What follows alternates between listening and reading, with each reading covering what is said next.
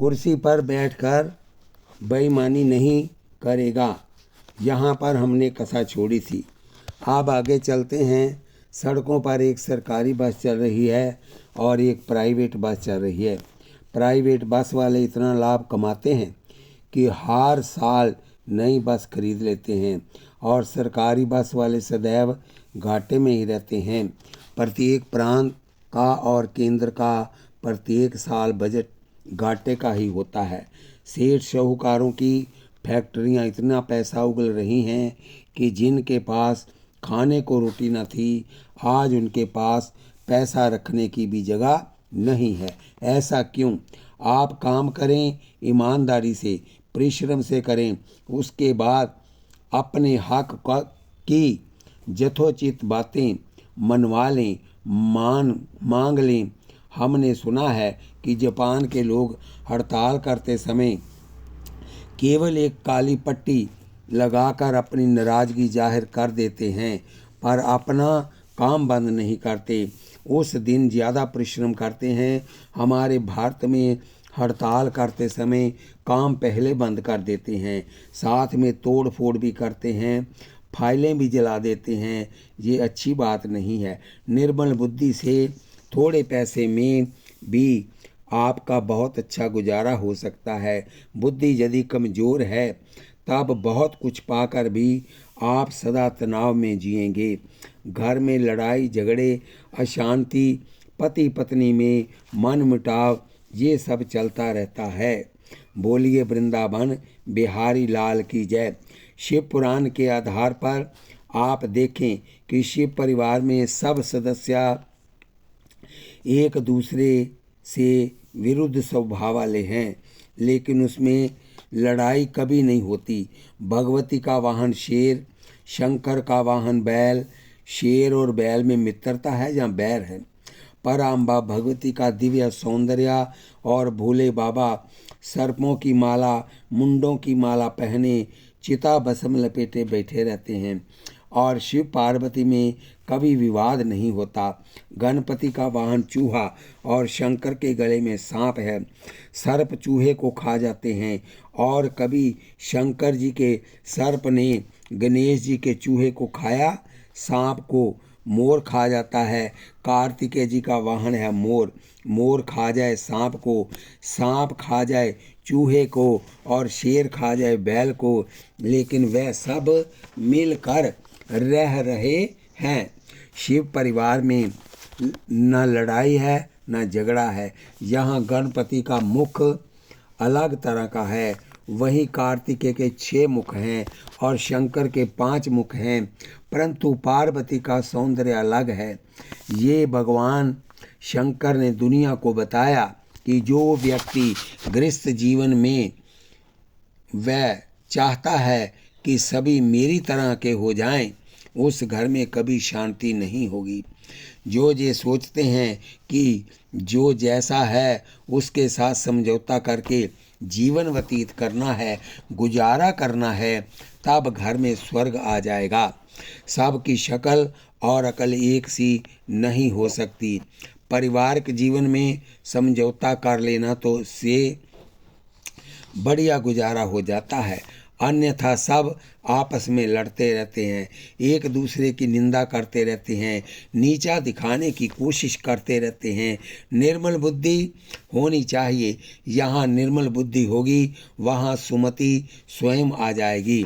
निर्मल बुद्धि को सुमति भी कहते हैं। तुलसीदास जी ने सुमति और कुमति के विषय में भेद करते हुए कहा है, जहाँ सुमति तहाँ संपत्ति नाना, यहाँ कुमति तहाँ विपद निदाना।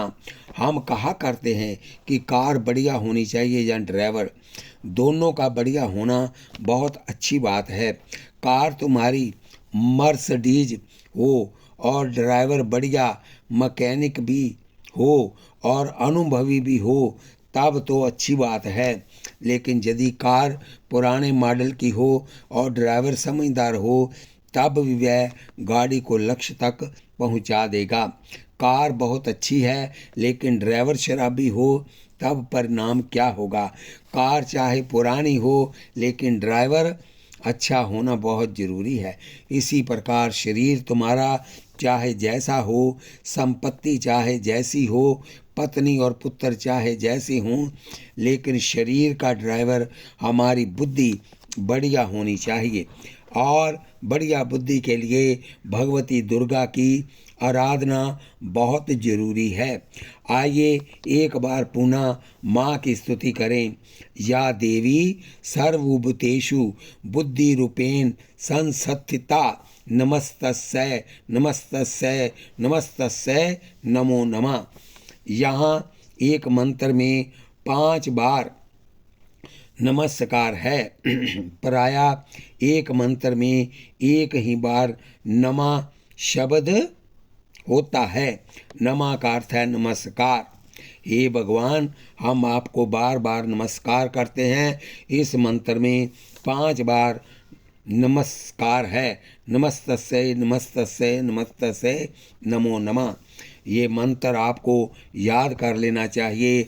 इससे आपकी बुद्धि बढ़िया बनेगी और बुद्धि मिल जाने से सब कुछ मिल जाएगा। बुद्धि नहीं मिली तब सब कुछ पाकर भी कुछ नहीं मिला। निर्मल बुद्धि की प्राप्ति के लिए नित्य निरंतर जांचना करें। वह सत्यवर्ती उत्थान महान विद्वान बना और अंत में शरीर छोड़कर परमात्मा को प्राप्त कर लिया। यदि उत थे जैसे महामूर्ख ब्राह्मण को माँ भगवती निर्मल बुद्धि दे सकती है, तब हम आपको क्यों नहीं देगी? तब हमें और आपको क्यों नहीं देगी? जांचना कीजिए, जांचना। बस आप सुबह उठते ही मांगते हैं, प्रभु धन इतना दीजिए। आपके तो दिमाग में पैसा इतना भर गया है कि सारा दिन पैसा पैसा। ये कभी नहीं कहते कि हमें सत्संग दीजिए। बस आप सदा मांगते हैं, प्रभु धन इतना दीजिए। आजकल के इस भौतिकवाद ने धन की भूख बढ़ा दी है। पहले इतने उपकरण नहीं थे। आज विज्ञान ने इतने उपकरण पैदा कर दिए कि हर परिवार चाहता है कि ये चीज़ मेरे पास होनी चाहिए, और फिर उस चीज़ को प्राप्त करने के लिए पैसा चाहिए। टेलीविज़न खरीदना है, फ्रिज खरीदना है, VCR खरीदना है, कार खरीदनी है, मोबाइल खरीदना है, सब के लिए पैसा चाहिए। विज्ञान ने पैसे की आवश्यकता बढ़ा दी है। बुद्धि है कमज़ोर, इसलिए सारा दिन एक ही धुन सवार रहती है, पैसा पैसा पैसा। और कहीं बुद्धि निर्मल होती तो आप कहते कोई बात नहीं, जो है उसी में गुजारा कर लेंगे। जितना प्रभु देगा वह समझ कर देगा और ठीक देगा। जिसको इतना विश्वास हो जाए कि प्रभु जो हमें दे रहे हैं उसी में हमारा भला है, वह व्यक्ति कभी तनाव में नहीं रहता। उसके पास नोट ज़्यादा क्यों है, हमारे पास कम क्यों? आपकी छोटी सी बुद्धि है और आप क्यों करते रहते हैं। अरे बाबा, उसके भाग्य में उतना लिखा है और आपके भाग्य में इतना ही है। आपकी बुद्धि इतने पैसे से ही सही रास्ते में चल सकती है। ज़्यादा पैसे मिलने से आप लड़खड़ा जाएंगे। उसकी बुद्धि आपसे ज़्यादा है, इसलिए उसे इतना मिल गया। वह उतना संभाल लेगा, ना संभालने पर उसका भी पतन हो जाएगा। प्रभु जितना ठीक समझते हैं उतना पारिश्रमिक उसे दे दिया करते हैं। प्रभु के दिए में जो संतुष्ट नहीं, वह शांति से कभी जी नहीं सकता। वही व्यक्ति शांति से जिएगा जो परमात्मा के दिए में संतुष्ट रहेगा। प्रभु से मांगना है तो बुद्धि मांगे, प्रभु से भक्ति, ज्ञान और वैराग्य मांगे, संत सेवा और सत्संग मांगे। बाकी संसारिक पदार्थ क्या मांगना? वह जो दे रहा है, जितना दे रहा है, बस ठीक है। हमारे पूज्य गुरुदेव कहा करते थे कि भगवान हाथी को मन भर और कीड़ी को कन भर उसकी आवश्यकता अनुरूप भगवान दिला देते हैं। भगवान दोनों का पेट भरते हैं। आपकी आवश्यकताओं के अनुसार भगवान आपको दे रहे हैं और जितना वह दे रहे हैं उतने में जीवन व्यतीत करने की आदत बनाने से आपका जीवन ठीक रहेगा। और यदि दूसरे को देखकर हाय तौबा करते रहेंगे तब आपको तो मिलने से रहा लेकिन आपकी जिंदगी खराब हो जाएगी। बोलिए वृंदावन बिहारी लाल की जय। बोलिए लाडली लाल की जय। एक सज्जन से किसी ने पूछा कि इस बार तुम्हें 10 लाख का लाभ हुआ है। बड़ी अच्छी बात है।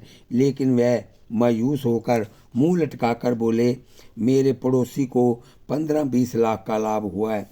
अपने 10 लाख की खुशी नहीं है, पड़ोसी के 10-20 लाख की ईर्ष्या से दुखी हो रहे हैं। ऐसे में शांति कैसे मिलेगी? व्यक्ति अपने अभाव से कम दुखी होता है, पड़ोसी के प्रभाव से ज़्यादा दुखी होता है। हमें जितना भगवान ने दिया है हम उसी में खुश और संतुष्ट रहें। ये निर्मल बुद्धि से ही हो सकता है और निर्मल बुद्धि मिलती है माँ भगवती की उपासना से। इसलिए सदैव इस मंत्र का जाप करते रहना चाहिए।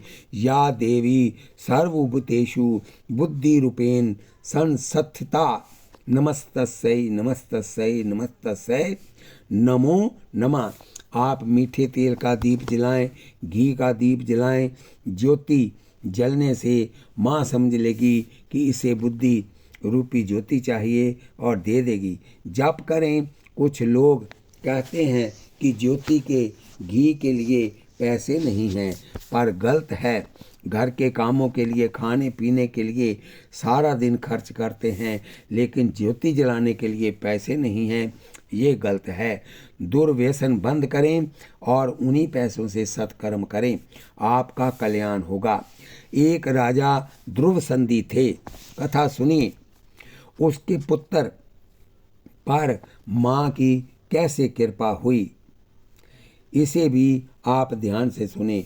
माँ जीव को कैसे निहाल करती है, सुदर्शन पर उनकी कृपा कैसे हुई। ध्यान से सुने, समझें और माँ पर विश्वास करें। कौशल नरेश सपुषय के मित्र थे। कौशल नरेश सपुषय के मित्र थे ध्रुव संधि। वह बड़े धर्मनिष्ठ और सत्यवादी थे। उनके राज्य में कोई जुआरी, शराबी, धूर्त और धोखेबाज व्यक्ति नहीं था। राजा के ईमानदार होने पर प्रजा में ईमान अपने आप आ जाता है। राजा के जितेंद्रिय होने पर प्रजा भी जितेंद्रिय बन जाती है। यथा राजा तथा प्रजा। नेता यदि संभल जाएं तब समाज स्वयं ही संभल जाए। आजकल नेता किसी को कठोर दंड दिला नहीं सकते, क्योंकि वोटों का लालच और अर्थ संग्रह की प्रवृत्ति उन्हें ऐसा करने से रोकती है। आजकल समाज में भ्रष्टाचार का बोलबाला है। यदि नेता ईमानदार हों तब नीचे के लोग गलत काम करने से डरेंगे। महाराज ध्रुव संधि के राज्य में सभी लोग धार्मिक, सत्यवादी, दयावान और परोपकारी थे और परमात्मा का चिंतन करते थे। सपुषय के मित्र ध्रुव संधि के 2 विवाह हुए। बंगाल के राजा वीरसेन की पुत्री मनोरमा के साथ उनका विवाह हुआ और उज्जैन के राजा युद्धजीत की पुत्री लीलावती के साथ दूसरा विवाह हुआ। दोनों में परस्पर प्यार था और बहनों की तरह मिलकर रह रही थी। महाराज धर्मनिष्ठ थे। उनकी प्रजा में अपना अपना धर्म, अपना अपना कर्म करने और परस्पर मिलकर रहने की प्रवृत्ति थी। मनोरमा को एक पुत्र पैदा हुआ जिसका नाम रखा गया सुदर्शन। 1 महीने के बाद उसकी दूसरी पत्नी लीलावती से भी एक पुत्र पैदा हुआ जिसका नाम रखा गया शत्रुजीत। महाराज के 2 पुत्र हो गए। इससे समाज में बड़ी प्रसन्नता व्याप्त थी। 1 से 2 पुत्र होना अच्छा होता है। एक पुत्र वाला सदैव चिंतित रहता है, जरा जरा से कष्ट में घबरा जाता है, क्योंकि जीवन का एक ही सहारा है जिसकी जिसके दोनों आँखें हैं, तब एक में कोई तकलीफ होने से वह ज़्यादा नहीं घबराता, लेकिन जिसकी एक ही आँख ठीक हो उसमें जरा सी भी तकलीफ होने पर वह एकदम घबरा जाता है कि इस आँख को कुछ हो जाने से मैं अंधा हो जाऊंगा। एक पुत्र से मन में हमेशा भय बना रहता है। महाराज के 2 पुत्र होने की राज्य में बहुत खुशी थी। एक दिन महाराज घोड़े पर बैठकर शिकार खेलने जा रहे थे। सेना भी साथ थी, लेकिन थोड़ा पीछे थी। एक शेर दिखाई दिया। महाराज ने तलवार खींचकर शेर पर प्रहार किया। तलवार ठीक से नहीं लगी। शेर का थोड़ा कान ही कटा और शेर को क्रोध आ गया। उसने छलांग मारी और महाराज को खींचकर नीचे गिरा दिया और उन्हें चीर दिया। जब वह महाराज को चीर रहा था, तब तक सैनिक भी पीछे दौड़े आए और उन्होंने शेर को मार दिया। शेर मर गया, लेकिन महाराज भी समाप्त हो चुके थे। अब उनके प्राण कैसे लौटते? सारे नगर में हाहाकार मच गया और चारों तरफ शोक फैल गया। देखो, दैव का दुष्प्रभाव, कर्म का फल। हमारा आने वाला कल कैसा होगा कुछ पता नहीं है।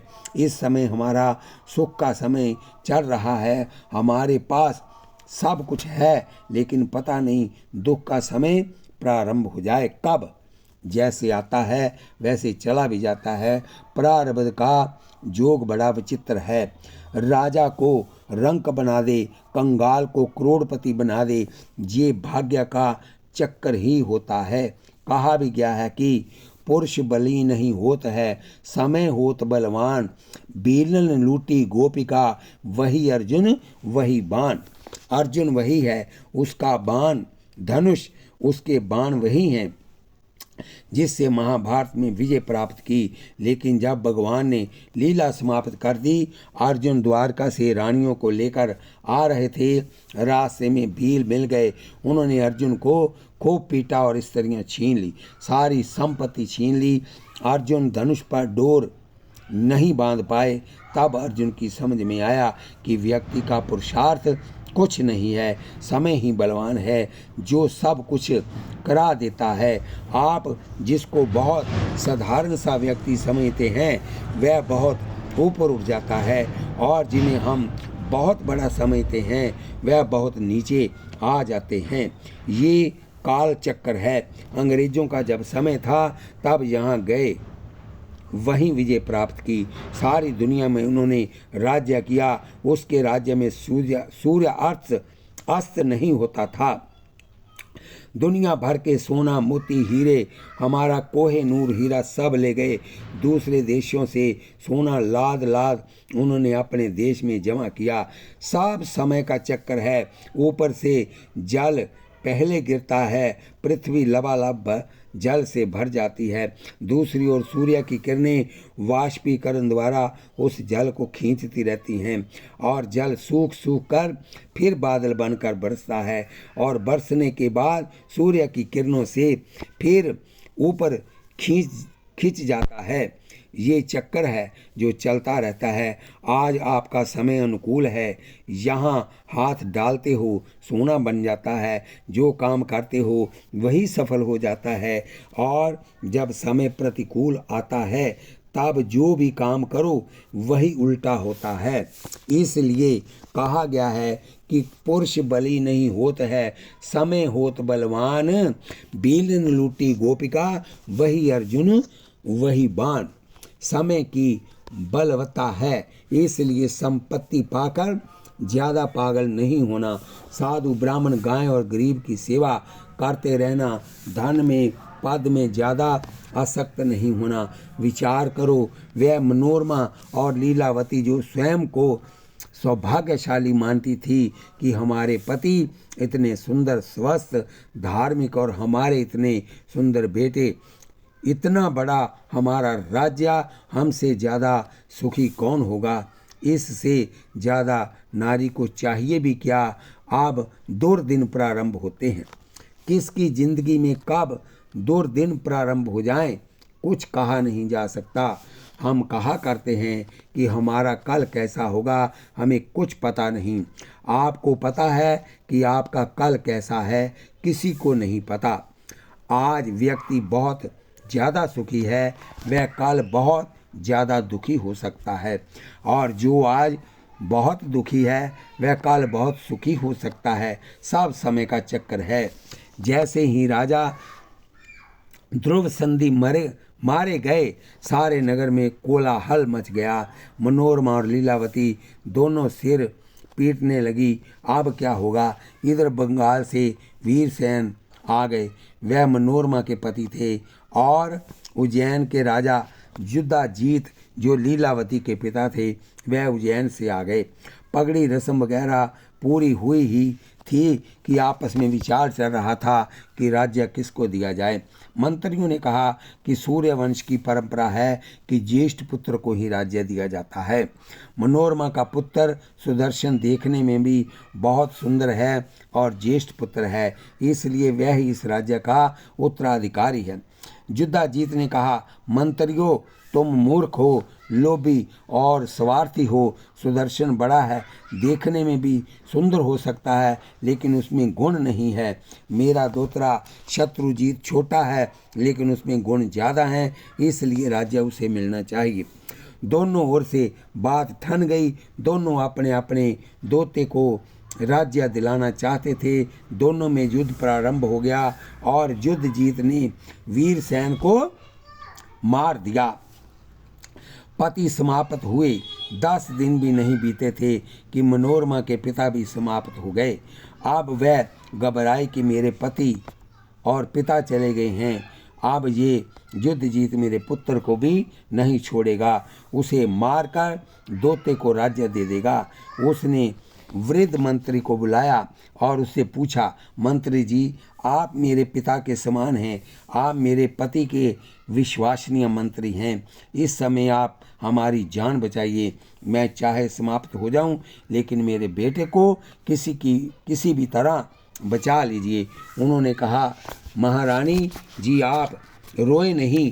संकट काल में धैर्य धारण करना चाहिए, क्योंकि धीरज धर्म मित्र और नारी, आपतकाल परखिए चारी। अर्थात धैर्य, धर्म मित्र और नारी, इन चारों की परीक्षा आपत्ति काल में ही होती है। मंत्री जी ने समझाया कि आप धैर्य धारण करें और पुत्र कैसे बचे, इसका उपाय करना है। मनोरमा ने कहा, आप मार्ग बताइए कि मैं कैसे अपने लाल को बचाऊं। मंत्री जी बोले, एक उपाय है, आप रथ में कुछ सोना चांदी और सामान रख लीजिए और सुदर्शन को साथ बिठा लीजिए और हाय पिताजी विलाप करते हुए रथ को युद्ध स्थल की ओर ले चलिए और रथवान को समझा दीजिए कि बीच में जहाँ कहीं भी रास्ता दिखे उसी रास्ते से रथ को निकालकर जंगल में ले जाए। इसी प्रकार सुदर्शन बच सकते हैं, अन्यथा खतरा है। युद्धजीत अपने बेटे को मार देगा, आपके बेटे को मार देगा। ये कुर्सी का लालच बड़ा भयानक होता है। इसके लिए क्या क्या पाप होते हैं, ये पास रहने वाले को ही पता होता है।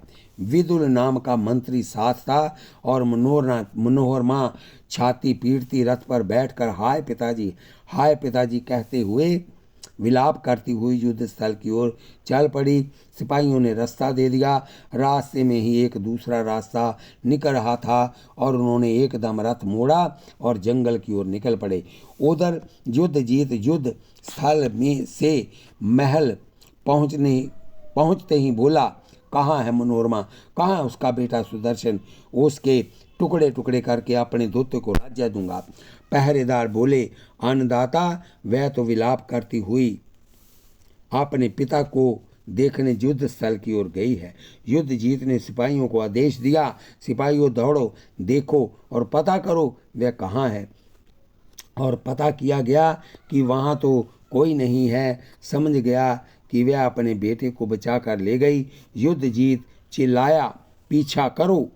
रोग, सांप, आग, शत्रु और पाप, इनको कभी छोटा नहीं समझना चाहिए, क्योंकि छोटा रोग बाद में चलकर बड़ा हो सकता है। इसलिए रोग का पता चलते ही तत्काल इलाज करना चाहिए और उस रोग की जड़ उखाड़ कर फेंक देना चाहिए। सांप का बच्चा छोटा है, ये सोचकर ना मारने से बड़ा होकर काट सकता है। थोड़ी सी आग हवा लगने से पूरे मकान को जला सकती है। पाप थोड़ा भी किया होगा तब पाप करने की आपकी आदत बन जाएगी और बाद में बड़े पाप होने लगेंगे। इसलिए शत्रु, आग, रोग और पाप और सांप, इनसे सदैव सावधान रहना चाहिए। इनको शेष नहीं छोड़ना चाहिए, इनको जड़ से उखाड़ देना चाहिए। युद्ध जीत सेना लेकर पीछे दौड़ पड़ा। रथ के पहिए की लाइन निशान देखकर जिस तरफ वो रथ गया था उसका पीछा करने लगा।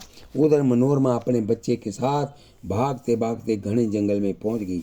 देखो, संकट जब आता है तब कैसे आता है। वहाँ जंगल में भील मिल गए। उन्होंने कहा, तुम्हारे पास जो है हमें दे दो, अन्यथा हम तुम्हारे बेटे को मार देंगे और तुम्हारी इज्जत लूट लेंगे। मनोरमा बहुत घबरा गई। मंत्री ने इशारा किया, जो मांगते हैं इन्हें दे दो। इस समय प्राण बचाना आवश्यक है। केवल तन के कपड़े ही रह गए, बाकी भीलों ने सब कुछ छीन लिया। उधर वह इससे भी भयभीत थे कि पीछे शत्रु जीत आ रहा होगा। देखो समय कैसे बदलता है, समय का काल चक्कर देखो। एक दिन वह महारानी थी, राजरानी थी, स्वयं को सबसे ज़्यादा सुखी अनुभव करती थी और 24 घंटे के अंदर क्या हो गया। सामने नौका नजर आई, गंगा का किनारा था। मंत्री ने इशारा किया कि महारानी जी इस पर बैठ जाइए और वह उसमें बैठकर गंगा पार हो गए। गंगा पार महर्षि भरद्वाज का आश्रम था। पीछे मुड़कर देखती घबराई सी दौड़ती दौड़ती गई और सुदर्शन को भरद्वाज के चरणों में डाल दिया। रो पड़ी और झोली फैला दी। ऋषि ने पूछा, क्या बात है बेटी, क्यों रो रही हो? वह जोर से रो पड़ी, नारी जाति को देखो, जब दुख ज़्यादा आता है तब बोल भी नहीं पाती। बहुत ज़्यादा पीड़ा पुरुष का भी गला रोक देती है। विदुर मंत्री ने कहा, ऋषिवर, ये राजरानी है, इसके पति ध्रुव संधि शिकार खेलते समय मारे गए। इसके पिता को युद्ध जीत ने मार दिया। अब वह इनके बेटे को मारना चाहता है। ये अपने आप को बचाकर भागी थी। वो यहाँ वन में भीलों ने इसका सब कुछ लूट लिया। ये आपकी शरण में आई है। शास्त्र कहते हैं कि जो शरण में आए उसकी रक्षा करनी चाहिए। भरद्वाज ने कहा, बेटी अपने आंसू पोंछ लो, तुम ये समझ लो कि तुम्हें पिता मिल गए। मैं तुम्हारा पिता हूँ। आज से तुम मेरी बेटी के समान हो। जब तक मैं जीवित हूँ युद्धाजीत तुम्हारे बेटे का बाल भी बांका नहीं कर सकता। तुम यहाँ सुरक्षित हो। डूबते को तिनके का सहारा। मनोरमा को ये सुनकर थोड़ा साहस हुआ, थोड़ा धैर्य बंधा। मन में यही विचार उठ रहे थे कि किसी तरह मेरा बेटा ठीक ठाक रहे, उसे कुछ न हो। नारी को शास्त्रों में लता कहा गया है और पुरुष को वृक्ष कहा गया है। जैसे लता बेल वृक्ष के सहारे खड़ी होती है, अकेली खड़ी नहीं हो सकती, इसी प्रकार नारी जाति को किसी पुरुष का सहारा चाहिए। अकेले में वह स्वयं को असुरक्षित महसूस करती है। नारी एकाकीपन सहन नहीं कर सकती। मीरा की तरह भजन में मन लग जाए तब बात अलग है, अन्यथा नारी जाति को सहारा अवश्य चाहिए। परिणाम ये हुआ कि जब ऋषि भरद्वाज ने कहा कि बेटी हमारे पास रहो, यहाँ तुम्हें कोई खतरा नहीं, तुम्हारे पुत्र की मैं रक्षा करूँगा। मनोरमा ने आंसू पोंछते हुए कहा, आप मेरे पिता हैं, मेरे बेटे को बचा लीजिए। उसे एक कुटिया दिलवा दी। अभी व्यवस्था हो ही रही थी कि पीछे से युद्धाजीत अस्त्र शस्त्र लिए हुए आ गया। उसने आते ही महर्षि को प्रणाम कर पूछा, महाराज क्या आपके आश्रम में मनोरमा सुदर्शन को लेकर आई है? भरद्वाज ने कहा, हाँ आई है। युद्धाजीत बोला, उसे आप आश्रम से निकाल दीजिए। महर्षि ने कहा, क्यों? युद्धाजीत बोला, सुदर्शन मेरा शत्रु है, मैं उसे समाप्त कर दूंगा और अपने दूत को राज्य दूंगा। भरद्वाज ने कहा, देखो ये संत का आश्रम है, जो व्यक्ति संत से अनुरोध करता है उसे नरक में भी ठौर नहीं मिलता। सुदर्शन मेरा पुत्र है, मनोरमा मेरी बेटी के समान है। यदि तुम अपनी कुशलता चाहते हो तो वापस लौट जाओ, अन्यथा परिणाम तुम्हारे लिए भयानक सिद्ध होगा। तपस्वियों से, भक्तों से टक्कर मत लेना, ये मेरी शरण में आई है, इसने मेरे सामने झोली फैलाई है और बेटा मेरे चरणों में डाल दिया है, अब मैं इसकी रक्षा करूंगा। युद्ध जीत के मंत्री ने कहा, महाराज संतों से बैर मोल अच्छा नहीं। विश्वामित्र और वशिष्ठ में जब विरोध हुआ दोनों में, तब विश्वामित्र जो कि एक राजा थे को नीचा दिखाना पड़ा। संतों से विरोध नहीं करते, संत का सदैव आशीर्वाद ही लेना चाहिए। उनसे कथा सुने, हो सके तो उनकी कथा करें। युद्ध जीत के मंत्री ने पुनः कहा, महाराज आप इस बात को हमारे जिम्मे छोड़िए। यहाँ भी ये राजकुमार अकेला मिलेगा, इसको समाप्त कर दिया जाएगा। इसको आश्रम से बाहर निकलते ही हम समाप्त कर देंगे। अभी आप